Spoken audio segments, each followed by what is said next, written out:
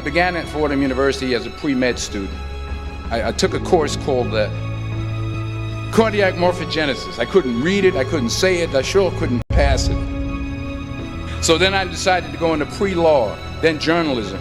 And with no academic focus, my grades took off in their own direction. I was a 1.8 GPA, and the university very politely suggested that it might be better to take some time off. I was 20 years old, I was at my lowest point. And then one day, and I remember the exact day, March 27th, 1975, I was helping my mother in her beauty shop. My mother owned a beauty shop up in Mount Vernon. And there was this older woman who was considered one of the elders in the town. And I didn't know her personally, but I was looking in the mirror, and every time I looked at the mirror, I could see her behind me, and she was staring at me. She just kept looking at me. Every time I looked at her, she kept giving me these strange looks.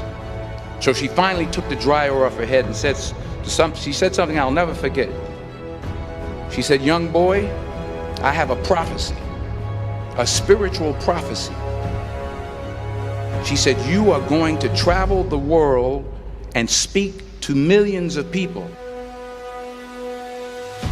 And in the years that followed, just as that woman prophesied, I have traveled the world and I have spoken to millions of people through my movies. Millions who up till this day couldn't see me, who up till this day I couldn't see while I was talking to them, and they couldn't see me, they could only see the movie. They couldn't see the real me. But I see you today, and I'm encouraged by what I see. And I'm strengthened by what I see.